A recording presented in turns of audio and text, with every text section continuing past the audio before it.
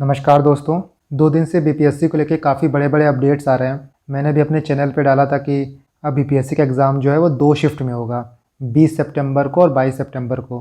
हालांकि अभी तक बीपीएससी का ऑफिशियल नोटिफिकेशन नहीं आया है उनके वेबसाइट पे, बट चेयरमैन सर का आप प्रेस कॉन्फ्रेंस देख सकते हैं। उन्होंने उसमें क्लियरली बोला है कि अब 2 शिफ्ट में एग्ज़ाम होगा और परसेंटाइल सिस्टम इंक्लूड होगा, क्योंकि अगर से आप 2 शिफ्ट में एग्ज़ाम लोगे तो एक ही पैरामीटर है जो कि है परसेंटाइल सिस्टम। उसी से आपका मार्क्स कैलकुलेट होगा और उसी से पता चलेगा कितने लोग क्वालिफाई किए हैं, कितने लोग क्वालिफाई नहीं किए हैं। तो जब से परसेंटाइल सिस्टम की बात आई है, हज़ारों लाखों कैंडिडेट इस चीज़ को लेकर बहुत परेशान है। मुझे बहुत मैसेज आया कि सर आप परसेंटाइल सिस्टम के बारे में कुछ बोलिए, क्या होता है, क्यों प्रॉब्लम हो रही है। तो इस वीडियो में मैं यही बात करूँगा। जैसा कि आप जानते हो कि मैंने IIT दिल्ली से अपना ग्रेजुएशन किया है, तो जब मैंने क्वालिफाई किया था उस टाइम पे ऐसा कुछ था नहीं जेई में, बट 2019 से एनटीए ने परसेंटाइल सिस्टम जेई में इंट्रोड्यूस कर दिया था और मुझे एक फेयर आइडिया है कि सिस्टम काम कैसे करता है, क्योंकि मेरे बहुत से जूनियर्स जो हैं वो इस सिस्टम से गुजरे हैं। तो परसेंटाइल सिस्टम एनटीए में हो गया, जैट, कैट, गेट बहुत जगह यूज़ होता है, बट बीपीएससी में लोग इसका विरोध क्यों कर रहे हैं और क्या खामियां परसेंटाइल सिस्टम की बीपीएससी को लेके, मैं इस वीडियो में यही बात करूंगा। तो चलिए आगे बढ़ते हैं। तो आप यहाँ देख सकते हैं मैं इन 4 चीज़ों की बात करूंगा। पहला ये है कि परसेंटाइल सिस्टम होता क्या है, कैसे काम करता है, आपको कितने परसेंटाइल मिलेंगे एग्जाम में। दूसरा ये है कि 2 शिफ्ट और परसेंटाइल सिस्टम जो कि बीपीएससी में आया है, उनकी दोनों साइड हम देखेंगे। क्या आयोग का कहना है, आयोग क्यों इसको इंट्रोड्यूस कर रहा है और इसकी क्या खामियां हैं, क्या प्रॉब्लम है जो कि फ्यूचर में आ सकती हैं। तीसरा ये है कि बहुत लोग बता रहे हैं कि आपको इतने मार्क्स लाने हैं, आपको 130 लाना है, 140 लाना है, तो इसमें कितनी सच्चाई है और क्या ये बताया जा सकता है कि आपको कितना परसेंटाइल लाना है या फिर कितना मार्क्स लाना है, हम इसकी बात भी करेंगे। और चौथा ये है कि आपको क्या करना चाहिए, आपके हाथ में क्या है। तो चलिए सबसे पहले ये बात करते हैं कि परसेंटाइल सिस्टम होता क्या है, कैसे इसको निकाला जाता है। बहुत ही सिंपल शब्दों में मैं आपको यहाँ बताने की कोशिश करूँगा, इसलिए मैंने बहुत मोटे मोटे नंबर लिए हैं। सबसे पहले आप ये मान लीजिए कि 67 बीपीएससी में टोटल 6,20,000 कैंडिडेट ने फॉर्म भरा है और सब लोग तो अपीयर नहीं होते, तो हम ये मानते हैं कि कम से कम 5 लाख लोग अपीयर हो रहे हैं। अगर आप बीपीएससी के सीटिंग पैटर्न को देखोगे और 2 पाली में एग्जाम हो रहा है, तो तकरीबन 3,10,000 लोग आपका 20 तारीख को एग्ज़ाम देंगे और 3,20,000 लोग आपका 22 तारीख को एग्ज़ाम देंगे। बट एग्जैक्टली किस स्लॉट में कितने लोग अपीयर होंगे ये हमको नहीं पता है।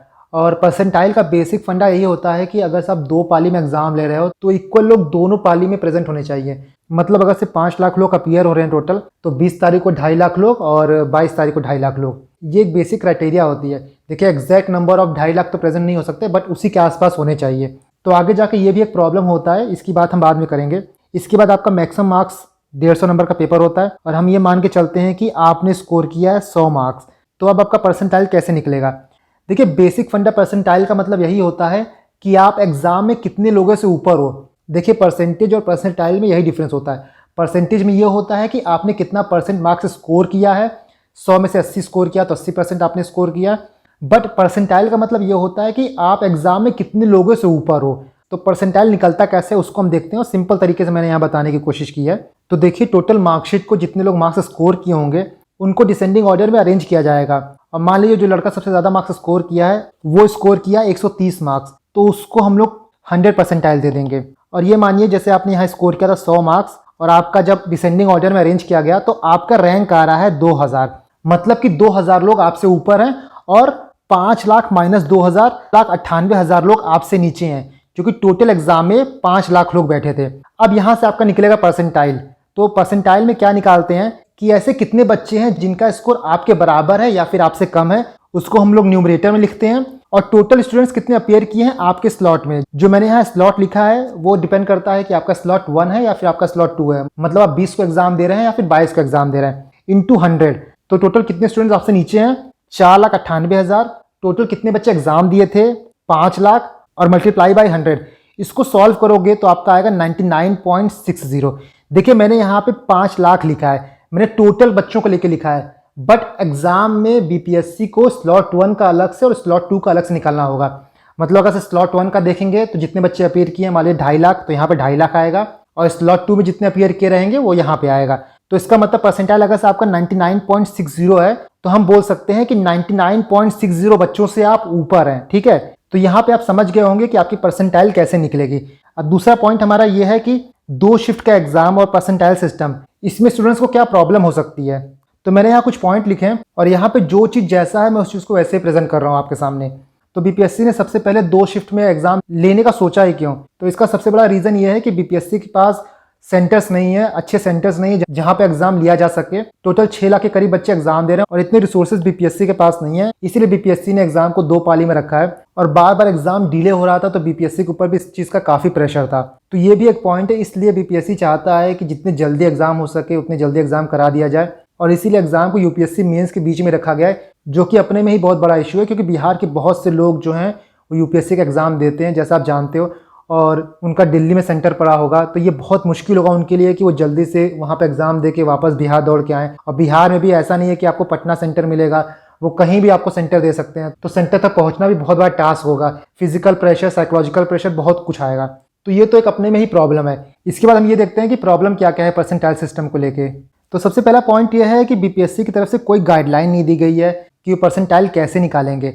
गाइडलाइन बोलने का मतलब मेरा ये है कि जैसे आपने यहाँ देखा कि मैंने स्लॉट की बात की और बीपीएससी परसेंटाइल कैसे कैलकुलेट करेगी, ये बहुत बड़ा कन्फ्यूज़न है लोगों के मन में क्योंकि कोई क्लियर कट बात बताई नहीं गई है। इसलिए कुछ लोग ये बोल रहे हैं कि दोनों स्लॉट का कंबाइंड परसेंटाइल निकाला जाएगा और कुछ लोग ये बोल रहे हैं कि हर स्लॉट का अलग अलग निकलेगा। सही तरीका आप देखिए तो हर स्लॉट का अलग अलग निकलना चाहिए क्योंकि दोनों के पेपर की डिफिकल्टी लेवल अलग होगा। बीपीएससी चाहे कितना भी कर ले, कुछ भी कर ले, 2 पेपर की सेम डिफिकल्टी लेवल मेंटेन नहीं हो सकते हैं। इसीलिए अगर आपको फेयर रखना होगा तो आपको दोनों स्लॉट का अलग अलग परसेंटाइल निकालना होगा, उसके बाद आप स्टूडेंट्स को क्वालिफाई करेंगे। अगर सब दोनों स्लॉट का कंबाइंड परसेंटाइल निकालेंगे तो बहुत बड़ा ब्लंडर होगा और मुझे लगता है कि बीपीएससी अलग अलग ही निकालेगी क्योंकि बाकी एग्जाम को देखें तो वहाँ पे ऐसे ही काम होता है। इसलिए यहाँ यही प्रॉब्लम आ रही है कि बीपीएससी की तरफ से कोई क्लियर कट बात बताई नहीं गई है और जैसा बीपीएससी का इतिहास रहा है कि वो ना स्केलिंग करती है ना नॉर्मलाइजेशन करती है, तो ये जो डाउट है स्टूडेंट्स के मन में, और जो मैंने यहाँ पॉइंट भी लिखा है कि स्टूडेंट का सेटिस्फेक्शन बहुत ज़रूरी है। आप इतना बड़ा एग्जाम ले रहे हो और जो स्टूडेंट्स एग्जाम दे रहे हैं वही सेटिस्फाई नहीं है, उन्हीं को डाउट है कि प्रोसेस फेयर हो रहा है कि नहीं हो रहा है, ट्रांसपेरेंट हो रहा है कि नहीं हो रहा है। और अगर स्टूडेंट सेटिस्फाई नहीं होंगे तो जिनका एग्जाम नहीं क्लियर होगा वो प्रॉपर इस चीज़ को कोर्ट में ले जाएंगे। और जो बीपीएससी सोच रही है कि जल्द से जल्द एग्जाम ले लिया जाए, कहीं ऐसा ना हो कि भर्ती और ज़्यादा लटक जाए। तो पहला प्रॉब्लम तो आपके सामने यही है। दूसरा पॉइंट ये है कि आपको रॉ मार्क्स आपका पता नहीं चलेगा। आपको पता चलेगा कि आपकी परसेंटाइल कितनी है, कितने लोग आपसे ऊपर हैं, कितने लोग आपसे नीचे हैं, बट आपको ये नहीं पता चलेगा कि आपके रॉ मार्क्स कितने आ रहे हैं। क्या होता था कि हम लोग अपना एग्जाम देते थे, बीपीएससी आंसर की निकालती थी, टोटल मार्क्स हम लोग कैलकुलेट करते थे तो एक कट ऑफ का आइडिया हो जाता था क्योंकि जैसा पिछली बार का ट्रेंड देखा गया है यार कि 110 115 लाओ तो आप सेफ हो। बट यहाँ पे आपको अपना रॉ मार्क्स नहीं पता रहेगा, आपने कितना स्कोर किया है, कितना सही किया है, कितना गलत किया है। तो ये भी एक प्रॉब्लमेटिक पॉइंट है। इसके बाद तीसरा पॉइंट यह है कि बीपीएससी अपना क्वेश्चन चेंज करती रहती है। क्वेश्चन क्या चेंज करती रहती है? ऑप्शन चेंज करती है। कुछ लोग ऑब्जेक्शन करेंगे तो वो वापस ई कर देती है सब चीज़ों का। तो यहाँ पे अगर ऐसे होगा और किसी एक स्लॉट में ज़्यादा चेंजेस हो गए, किसी में 4 हुए, किसी में 10 हो गए, तो वहाँ पे परसेंटाइल पे इफेक्ट आएगा। कुछ लोग जो अंदर हो रहे थे वो बाहर हो जाएंगे। और जो मैंने बोला है कि number of students in different slot, मैंने आपको ऊपर ये बताया था कि ये 5000 बच्चे ये टोटल स्लॉट में रहेंगे। अगर बीपीएससी अलग अलग निकालती है परसेंटाइल तो कोशिश करना होगा कि दोनों स्लॉट में सेम नंबर ऑफ स्टूडेंट्स रहें। बट मान लीजिए किसी एक स्लॉट में कम बच्चे आए, दूसरे स्लॉट में ज़्यादा बच्चे प्रेजेंट रहें, तो वहाँ पे परसेंटाइल में जाकर डिफरेंस हो जाएगा। और इसके बाद आपका लास्ट पॉइंट है जो कि मुझे लगता है मोस्ट इंपॉर्टेंट है, वो है कि लक फैक्टर एग्जाम में बहुत ज़्यादा आ जाएगा, खासकर उनके लिए जो कट ऑफ पे रहेंगे। आप देखोगे कि इतना ज़्यादा टफ कंपटीशन रहता है कि एक एक मार्क्स में रैंक ऊपर नीचे बहुत ज़्यादा वेरी करता है और कम से कम 8 से लेकर 10% स्टूडेंट जो हैं वो कट ऑफ मार्क्स पे रहते हैं। तो उनके में एक लक फैक्टर ये इन्वॉल्व हो जाएगा कि जिस स्लॉट में एग्जाम दे रहे हैं वहाँ पे स्टूडेंट्स वीक आए, स्टूडेंट्स कमज़ोर आए। अगर स्टूडेंट्स वहाँ पे तेज आएंगे, उस स्लॉट के स्टूडेंट ज़्यादा तेज तर्रार रहेंगे, तो जो कट ऑफ पे बच्चे रहते हैं उनका सिलेक्शन नहीं होगा। तो यहाँ पे एक लक फैक्टर इन्वॉल्व होता है और मुझे लगता है स्टूडेंट्स को इस चीज़ का बहुत डर है क्योंकि बहुत से बच्चे ऐसे होते हैं जिनका सिर्फ कट ऑफ पे एग्जाम क्लियर होता है। इवन मैंने कुछ दिन पहले वीडियो शेयर किया था, उसमें बताया था कि यूपीएससी में काफ़ी टॉपर ऐसे हैं जिनका जस्ट प्रीलिम्स में कट ऑफ पे चीज़ें क्लियर होती हैं। तो ये परसेंटाइल सिस्टम इस चीज़ को थोड़ा हैम्पर करेगा और 5-10% स्टूडेंट्स ऐसे होंगे जिनका कट ऑफ पे क्लियर हो भी रहा है बट उनके स्लॉट में अगर स्टूडेंट्स दिए जाएंगे तो उनका सिलेक्शन नहीं होगा। तो मैंने कोशिश की है जितने पॉइंट हैं जो कि बच्चों के मन में संशय बना हुआ है वो चीज़ें यहाँ पे फेयर और ट्रांसपेरेंट मैंने मैं आपको बता सकूँ। इसके बाद तीसरा पॉइंट ये आता है कि how much marks to target, कितना मार्क्स आपको टारगेट करना चाहिए। बहुत लोग मुझसे ये पूछ रहे थे और मैंने देखा है कई यूट्यूबर्स ये वीडियो बनाए हुए हैं, कई टेलीग्राम पे बात हो रही है कि तुम 130 स्कोर करो, 140 स्कोर करो। तो कितनी सच्चाई है इस बात में? देखिए, बिना पेपर हुए या फिर आपको पेपर की डिफिकल्टी लेवल भी नहीं पता है, कितने बच्चे किस स्लॉट में आएंगे, ये सब चीज़ जाने बिना आप कभी नहीं बता सकते हो कि कितना स्कोर आपको करना चाहिए। बट अगर मैं आपको एक रफ आइडिया दूँ तो एटलीस्ट 98% लोगों से आपको ऊपर रहना पड़ेगा। 98% क्या, आप कहिए तो 99%, क्योंकि जैसा आप यहाँ देखिए जो मैंने कैलकुलेशन किया था, आपका 100 मार्क्स आ रहा है और आपका माना जा रहा है कि 2000 रैंक आ रही है, तब आपका परसेंटाइल जो है वो 99.60 है और आपको पता है कि 802 वैकेंसीज है जिसमें 10 गुना लोगों को लिया जाएगा। तो ये मान लीजिए कि आप टोटल 10,000 लोगों का सिलेक्शन होगा, 2000 में ही आपका परसेंटाइल 99.60 आ रहा है, तो 10,000 मतलब कि एटलीस्ट 98 पॉइंट में ही आप कुछ रहेंगे आगे, तभी आपका सिलेक्शन होगा। और ये सच है, जैसा पहले नहीं होता था कि कम से कम 100 मार्क्स प्लस रहे तब आप बीपीएससी क्वालिफाई कर सकते हैं, तो उसी का आप एक आइडिया ले सकते हैं। और बाकी जितने भी एग्जाम होते हैं, चाहे एनटीए हो गया, गेट हो गया, सीजीएल हो गया, सब में 98 99 के ऊपर ही जो लोग रहते हैं उन्हीं का सिलेक्शन होता है। तो मैं आपको यहाँ पे बहुत रफ एस्टिमेट दे रहा हूँ, मार्क्स बताना बहुत मुश्किल है या फिर नेक्स्ट टू इम्पॉसिबल है, कोई नहीं बता सकता मार्क्स। परसेंटाइल का मैं आपको बता रहा हूँ कि कम से कम 98 परसेंटाइल आपको स्कोर करना होगा। अब वो मार्क्स में कितना स्कोर होगा ये चीज़ बहुत फैक्टर पर डिपेंड करती है, जो कि कोई नहीं बता सकता है। इसके बाद लास्ट पॉइंट ये आता है कि आप क्या कर सकते हैं, आपको क्या करना चाहिए। तो देखिए, बहुत लोग मेल कर रहे हैं आयोग को और बहुत ट्विटर पे कैंपेन चल रहा है। कुछ लोग इसके पक्ष में भी हैं बट मैक्सिमम लोग इसके पक्ष में नहीं है। कुछ लोग इसके पक्ष में है, कुछ लोगों का कहना है कि बहुत लेट हो चुका है, अब बीपीएससी का एग्जाम कराना चाहिए, चाहे 2 पालीम कराए 1 पालीम कराए, बट एग्जाम कराना चाहिए। बट मैक्सिमम लोग इसके पक्ष में है कि बीपीएससी चाहे कुछ दिन एग्जाम शिफ्ट करना चाहे तो कर सकती है, लेकिन एग्जाम को एक ही शिफ्ट में कराइए और पहले की तरह कराइए, कोई परसेंटाइल सिस्टम नहीं रहेगा। तो जो लोग ये चाहते हैं वो लोग बीपीएससी को मेल कर सकते हैं और आपका हक भी है, ये आपका राइट है। अगर आप किसी चीज़ से डिसएग्री करते हैं तो आप मेल करिए। और अभी तक बीपीएससी में ऑफिशियल डेट को लेके कोई नोटिस आई नहीं है उनके साइट पे, तो हो सकता है कि अगर आप अपनी मांग रखें पुरजोर तरीके से तो बीपीएससी इस चीज़ को चेंज करे। मुझे काफ़ी मेल आए थे, काफ़ी मैसेज आए थे, तो मैं अपने टेलीग्राम चैनल पर एक फॉर्मेट शेयर कर दूंगा, आप उस फॉर्मेट को कॉपी पेस्ट करके आयोग को मेल कर सकते हैं। काफ़ी हैशटैग चल रहे हैं ट्विटर पे, आप वो भी कर सकते हैं। लेकिन आप सब कुछ करिए, बट आई वुड रिक्वेस्ट कि जाके अलग अलग टेलीग्राम चैनल पे अपनी बातों को प्रूफ करने की ज़रूरत नहीं है आपको।